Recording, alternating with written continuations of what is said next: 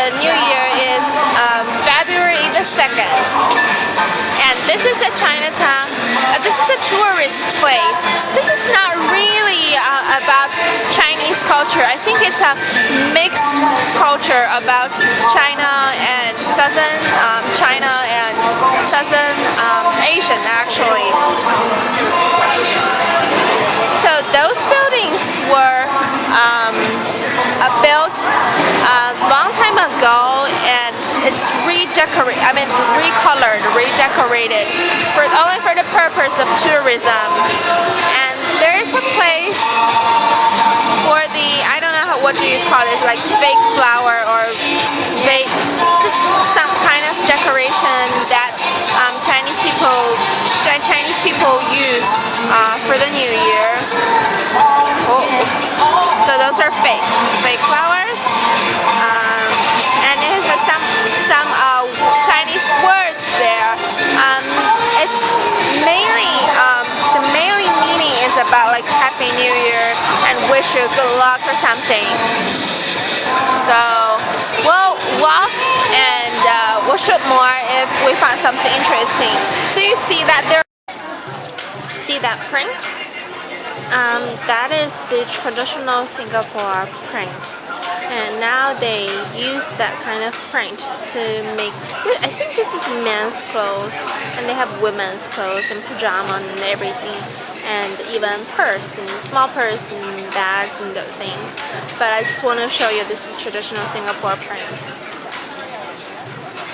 Oh, by the way, we're done with the eating, and we're now going to like a history, sort of like a small history museum of Singapore. And now the rain stops and the sun comes out.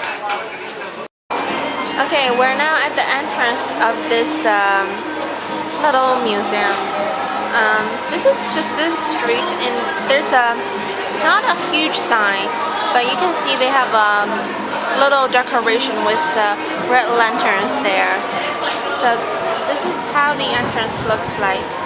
So we're gonna get in, and they have a little, it's quite dark inside of the museum, and they have a lot of pictures and videos and talking about the history of the founding of Singapore, and especially for the early time when Chinese farmers came to Singapore for new living and their history. So we have a team here. We've seen a wall with different last names, and my husband is pointing his last name, and beside that Liang, L-I-A-N-G, you see there's Z-H-A-N-G, and that's my last name. We were amazed that our last names were put together. It's interesting. So and here we can see that there's an English version. It says, when we first came here, we thought about making some money and going home.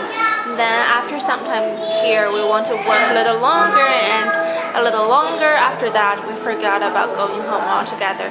So that's why Singapore has 70% of Chinese people. So there, you can see with a lot of people. I still walked from there. There was some a small room showing about the prostitute industry at that time, because there were so many male farmers and workers come from China, and they certainly have sexual needs. So the prostitute industry was very like, there are a lot of that, and also they're talking about the opium taking, because they are, those early Chinese immigrants, they were missing home.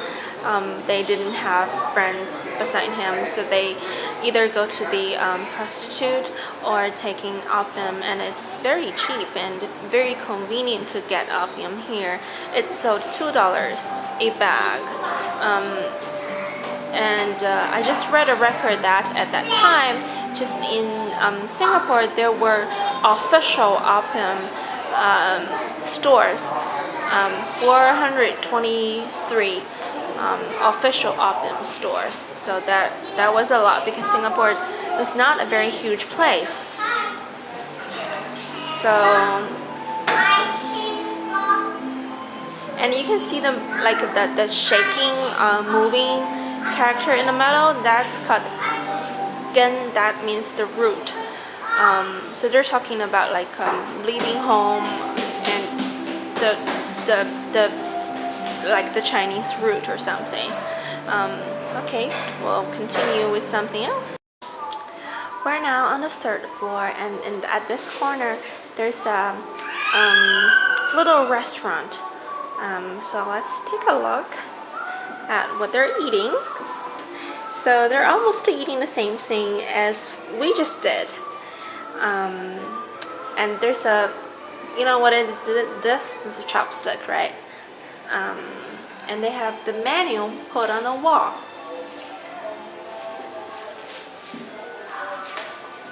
And when I was little, like before 5, I lived with my grandma, and that's probably pretty much the same scene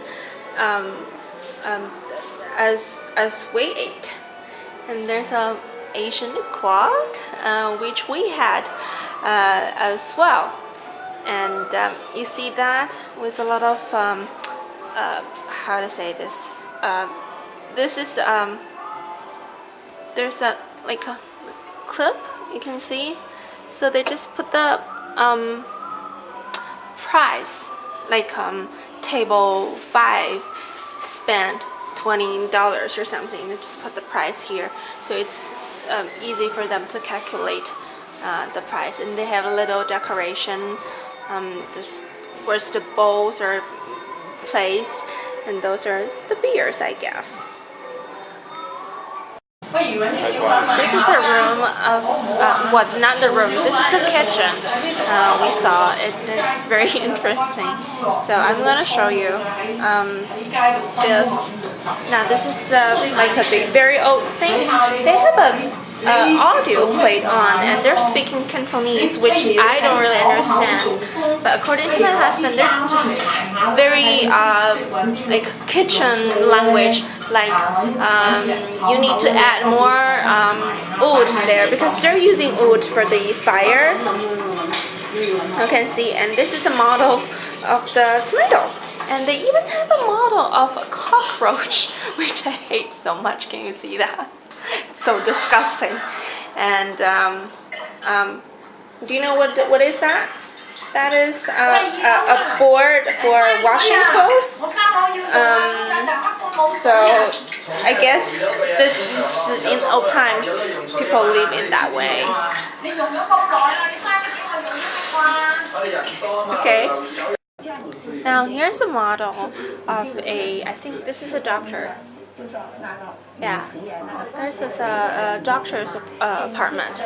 So it's supposed to be a rich man's apartment. So on the wall there it says 收费表, which means like the price list. The 门诊, what is that? 门诊 outpatient? Outpatient. Okay. Anyway, outpatients do $2, and the doctors can go too far away. And if you're poor, the last see that side, the left side, it says 贫者可免, which means if you're poor, they're not going to charge you money. And also on the wall you can see his picture and his family's picture. And here there's a sewing machine. Can you see that? Yeah. Okay, and now here's his bowls and some cooking ingredients here. And there's a Chinese chessboard. Okay, now I'm gonna show you another room. This floor they have like different rooms. It doesn't say which room this one belongs to, but you can see the bed here, it's really like a not soft at all. If I was lying there, I couldn't sleep.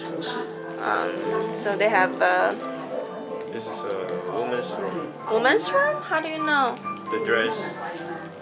Oh right, here's a dress. So and there's a mirror. Yeah, chopstick and other things. So this is like very old times. People live in that condition.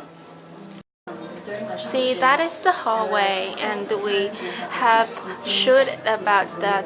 This is the doctor's room, and this is the most expensive one because this is facing street, and it's very bright. And this is the second expensive one because it has a big window, very bright as well. And see the hallway, very dark, and this room doesn't have a window. See. So this will be some like a poor people's room, and also this one doesn't even have a lights on, so we cannot really see what's going on here. But this is according to the introduction, it says it's a clockmaker's room. Yeah, and again we have another one, and oh, this one has lights on, so you can see what's inside. Again, this one has a little window, but this area it's called, I don't know how to say it. Let's go back. See, this window is facing the I don't know. In Chinese we say 天井. It's not strictly facing the outside, but you still get some lights there. And I just realized that this kitchen, I just showed it. It was a public kitchen, so everyone is and we have a like a poor man's room here. There are actually 3 beds. You can see like bed 1, bed 2, bed 3, and there's another one's room here. It's a double bed, double 1, double 2, and there's a again there's a little window facing the outside. So I just realized that all the people in this hallway, they're sharing this same kitchen with the same bathroom, which is on the left side, you see, and also the same shower room, which is on the right side of this room. Okay, I'm bringing you to a tailor's shop. You can tell, right?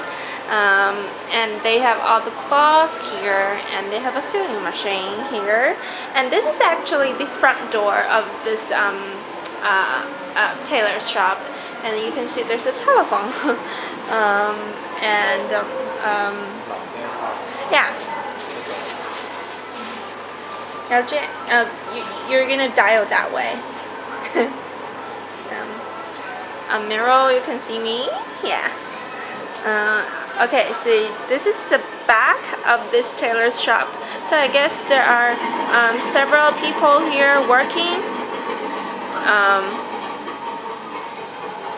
This is this thread, right? There's this, I don't know what it is that. This sewing machine. They have the very good audio system here, so you're actually hearing the sewing machines working. And here's like an Asian iron. And this is for to like put the water on the cloth so you can iron that. Yeah, and bird's cage. Okay.